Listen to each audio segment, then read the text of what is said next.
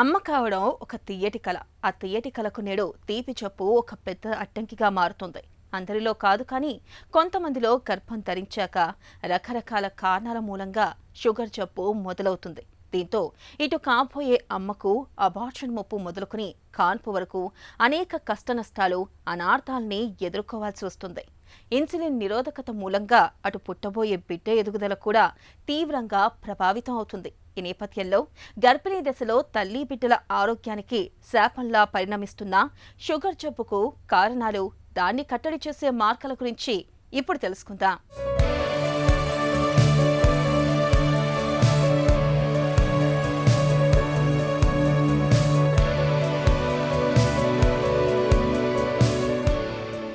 అమ్మ కావడం ఒక అపురూపమైన వరం. ఈ వరాన్ని సాకారం చేసుకునే క్రమంలో నవమాసాల పాటు తల్లి శరీరానికి అనేక కష్టనష్టాలు ఎదురవుతుంటాయి. అనుకోని అవాంతరాలు వచ్చిపడుతుంటాయి. షుగర్ జబ్బు కూడా అలాంటిదే. ఇంతకుముందు ఎలాంటి ఆనవాళ్లు లేకపోయినా కొంతమందికి గర్భిణీ దశలో రక్తంలో చక్కెర శాతం అమాంతంగా పెరిగిపోతుంటుంది. ఈ రకమైన పరిస్థితిని డాక్టర్లు జెస్టేషనల్ డయాబెటీస్గా పిలుస్తారు. షుగర్ జబ్బు మామూలుగానే మనందరిలో ఎన్నో రకాల సమస్యల్ని తెచ్చిపెడుతుంటుంది.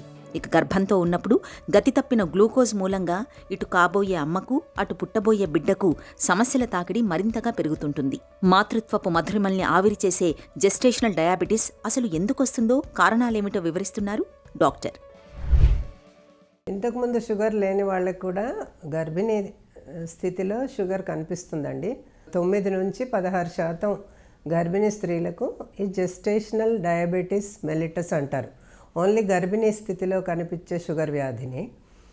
ఇది సమస్య ఏంటి అంటే, పూర్వం వాళ్ళ తల్లిదండ్రులకు షుగర్ ఉండి ఉంటుంది, లేకపోతే వీళ్ళు చాలా లావుగా అయిపోయి ఉంటారు. ఇలాంటి సమస్యలతో వీళ్ళకు హెరిడిటరీగా ఈ జెస్టేషనల్ డయాబెటీస్ మెలిటస్ అనేది వస్తుంది. 20 వారాల ప్రెగ్నెన్సీ అంటే 5వ నెల తర్వాత వస్తే జెస్టేషనల్ డయాబెటీస్ మెలిటస్ అంటాం. 5 నెలల లోపే ప్రెగ్నెన్సీ డయాగ్నోజ్ అయినప్పుడే షుగర్ కూడా డయాగ్నోజ్ అయితే ప్రీ జెస్టేషనల్ అంటాం, అంటే ముందు నుంచే ఉంది అని.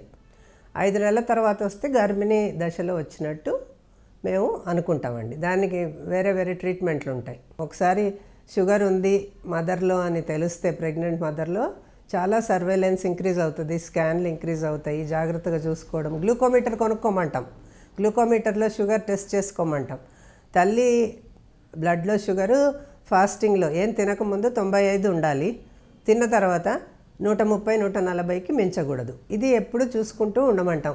తర్వాత వాళ్ళ తల్లిదండ్రికి ఉంటే కూడా షుగరు ఈ గ్లూకోమీటర్ కొనుక్కొని ప్రతి నెల మానిటర్ చేసుకోమని చెప్తాం. ప్రమాదాలకు వస్తే తల్లికి ఇన్ఫెక్షన్స్ రేట్ ఎక్కువ, ఐ మీద, కన్ను మీద, కిడ్నీస్ మీద, వీటి మీద ప్రాబ్లమ్స్ ఎక్కువ రావచ్చు. ఏదన్నా ఇన్ఫెక్షను టైంకు కంట్రోల్ చేయకపోతే, షుగర్ టైంకు కంట్రోల్ చేయకపోతే కీటోయాసిడోసిస్ అని కూడా రావచ్చు. అబార్షన్ రేట్ ఎక్కువ ఉంటుంది. స్పైనల్ కార్డ్ డిఫెక్ట్స్ కానీ, బ్రెయిన్ అబ్నార్మాలిటీసు, హార్ట్ అబ్నార్మాలిటీసు, స్కెలిటల్ అబ్నార్మాలిటీసు, ఇలా ఎక్కడైనా కానీ జెనిటో యూరినరీ అన్ని అబ్నార్మాలిటీస్కు ఛాన్సెస్ ఎక్కువ ఉంటాయి. ఇవే కాక సిజేరియన్ రేట్ ఎక్కువ అవుతుంది. బేబీ సరిగ్గా వెజైనల్ డెలివరీ కాదు, 4 kgs బేబీ ఉందనుకోండి, మేము వెజైనల్ డెలివరీ చేయలేము, పాప పెద్దగా ఉందని సిజేరియన్ చేయాల్సి వస్తుంది. మళ్ళీ ఇన్ఫెక్షన్ రేట్ ఎక్కువ అవుతుంది. ఇకపోతే పుట్టిన తర్వాత పాపాయికి కూడా సడన్గా లోపల ఉన్నప్పుడు ఎక్కువ షుగర్ అందించి తల్లి రక్తంలోంచి, తర్వాత పాపాయి బ్లడ్లో షుగర్ తగ్గిపోతే హైపోగ్లైసీమియా అని, దానివల్ల ఫిట్స్ రావడం ఇట్లాంటివి కూడా కావచ్చు, సరిగ్గా త్వరగా ఫీడింగ్ చేయకపోతే బేబీకి. తర్వాత హైపోగ్లైసీమియా, హైపర్ క్యాల్సీమియా, హైపర్ విస్కాసిటీ, ఇట్లాంటివన్నీ ఫీడింగ్ ప్రాబ్లమ్స్, చాలా ప్రాబ్లమ్స్ వచ్చే అవకాశాలు ఉంటాయి బిడ్డకు కూడా. ఇంతకుముందు షుగర్ ఆనవాళ్లే లేవు కదా, ఇప్పుడెందుకు షుగర్ వచ్చింది అనే అనుమానం చాలామంది గర్భిణీలకు కలుగుతుంటుంది. గర్భంతో ఉన్నప్పుడు తల్లి శరీరంలో బిడ్డకు అనుగుణంగా ఎన్నో రకాల మార్పులు జరుగుతుంటాయి. బిడ్డకు పోషకాలను అందించే మాయలోనూ హార్మోన్ల ఉత్పత్తి పెరుగుతుంటుంది. ఇలాంటప్పుడు రక్తంలో చక్కెర శాతాల్ని స్థిరంగా ఉంచడానికి వీలుగా ఇన్సులిన్ ఉత్పత్తి కూడా పెరుగుతుంది. బిడ్డ ఎదుగుతున్న కొద్దీ మాయ కూడా పెరుగుతూ రావడంతో క్రమంగా ఇన్సులిన్ ఉత్పత్తి కూడా పెరుగుతూ రావాలి. కానీ కొంతమందిలో ప్యాంక్రియాస్ గ్రంథి నుంచి తగినంత ఇన్సులిన్ ఉత్పత్తి కాని పరిస్థితి ఎదురవుతుంటుంది. ఇలాంటప్పుడే గర్భిణిలో షుగర్ సమస్య మొదలవుతుంటుంది. మధుమేహం వంశపారంపర్యంగా వస్తున్నప్పుడు, స్థూలకాయం ఉన్నప్పుడు కూడా గర్భిణీ దశలో షుగర్ వచ్చే అవకాశాలు ఎక్కువగా ఉంటాయి. ఇప్పుడు గర్భిణీ దశలో కానీ ఏ దశలో కానీ షుగర్ రాగానే ఒక 5-10 మిల్లీగ్రాములు పెరిగితే, మార్జినల్గా ఇంక్రీజ్ అవుతే మెడికల్ న్యూట్రిషన్ థెరపీ అంటామండి. అంటే మందులు ఏమి వాడకుండా తిండిలో మార్పులు, డైట్లో మార్పులు తెచ్చుకొని బాగా వాకింగ్ అది చేయమంటాం. అలా ఒక 10 రోజులు చూస్తాం. వాళ్ళు డైట్లో మార్పు తెచ్చుకొని వాకింగ్ చేశాక కూడా గ్లూకోమీటర్లో షుగర్స్ కంట్రోల్లోకి రాకపోతే అప్పుడే మేము ఓరల్ షుగర్ మందులు కానీ ఇన్సులిన్ కానీ ఇస్తాం. సాధారణంగా గర్భిణీ స్త్రీలకు ఇన్సులినే ఇస్తామన్నమాట. ఎందుకంటే ఓరల్ యాంటీ డయాబెటిక్స్ అంత మంచివి కావు. అన్ని రకాలు వాడలేము, వాళ్ళకు మెట్ఫార్మిన్ తప్ప ఇంకేది వాడలేము. సాధారణంగా కంట్రోల్లో లేకపోతే ఎండోక్రినాలజిస్ట్ దగ్గర పంపుతాం. ఇది ఒక టీం వర్క్ అనమాట. మేము చూడటమే కాక ఫిజిషియన్ దగ్గరికి, ఐ స్పెషలిస్ట్ దగ్గరికి, వీళ్ళ దగ్గరికి కూడా పంపాల్సి వస్తుంది. సాధారణంగా డయాబెటీస్ ఉన్న వాళ్ళకు కళ్ళు చెకప్ చేయాలి. బీపీ వస్తుందా లేదా జాగ్రత్తగా చూసుకోవాలి. పిండం సరిగ్గా పెరుగుతుందా, తక్కువ పెరుగుతుందా, మ్యాక్రోసోమియా అంటాం, ఎక్కువగా పెరుగుతుందా అని చూసుకోవాలి. డిఫరెంట్ స్కాన్స్ కూడా ఎక్కువ అవుతాయి, డాప్లర్ స్టడీస్ అవుతాయి. ఇవన్నీ చేస్తూ పోవాలన్నమాట. మెయిన్లీ డైట్, ఎక్సర్సైజ్ తప్పదండి. మందులు వాడిన తర్వాత కూడా మితంగా తినడము, ఎక్సర్సైజ్ చేయడం, ఒక చోట కూర్చోవడం, బెడ్ రెస్ట్ పడుకోవడం ఇలాంటివి ఉండొద్దు. వాళ్ళకి ఎంత వీలైతే అంత లేచి నడుస్తూ ఉండాలి. మితంగా ఆహారం తీసుకోవాలి. స్వీట్లు పూర్తిగా మానేయమని చెప్తాం, పళ్ళు తినమని చెప్తాం. దీని వలన చాలా వరకు కంట్రోల్ అయిపోతుంది. లాస్ట్ వరకు బేబీ కూడా వెయిట్ పెరగదు షుగర్ మనం కంట్రోల్ చేసుకుంటే. కాంప్లికేషన్స్ అన్నీ తగ్గిపోతాయి. ముందు వచ్చినప్పుడే షుగర్ డయాగ్నోస్ చేసినప్పుడే ఇవన్నీ కాంప్లికేషన్స్ ఉంటాయమ్మా, చాలా జాగ్రత్తగా ఉండాలని మేము అడ్వైజ్ ఇస్తామండి. ఇచ్చి చదువుకోమని కూడా చెప్తాం. గర్భిణీ దశలో మొదటి 3 నెలల కాలంలో షుగర్ అదుపులో లేకపోతే దాని మూలంగా పుట్టబోయే బిడ్డలో లోపాలు ఏర్పడే అవకాశాలు ఎక్కువగా ఉంటాయి. బిడ్డ మరీ బరువు ఎక్కువగా పెరగడం, పుట్టిన తర్వాత ఊపిరితిత్తులు సరిగ్గా పనిచేయకపోవడం, పుట్టుకామెర్లు వంటి సమస్యలు వచ్చే అవకాశాలుంటాయి. ఇటు తల్లిలో కూడా కీటోఎసిడోసిస్ అనే పరిస్థితి ఉత్పన్నమై ప్రమాదకర పరిస్థితులు ఏర్పడుతుంటాయి.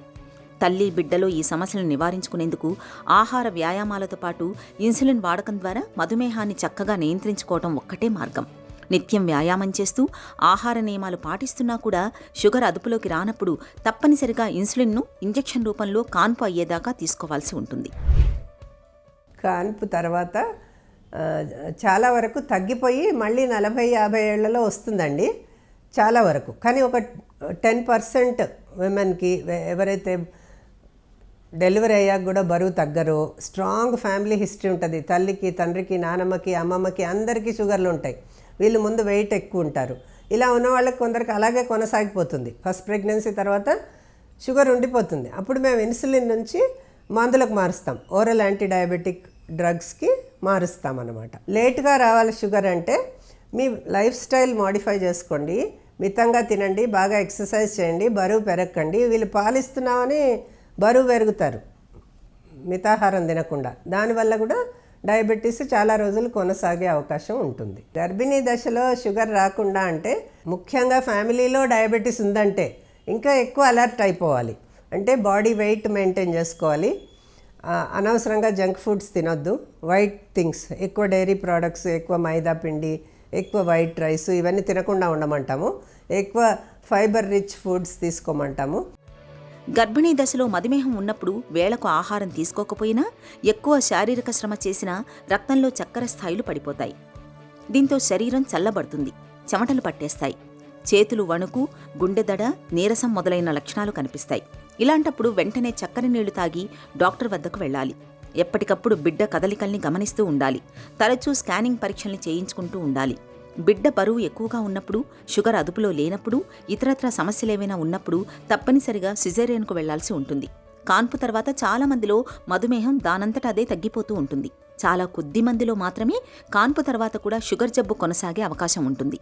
ఇలాంటప్పుడు మిగతా మధుమేహుల మాదిరిగానే షుగర్ను అదుపులో ఉంచుకునేందుకు అన్ని రకాల జాగ్రత్తలు తీసుకోవాల్సి ఉంటుంది.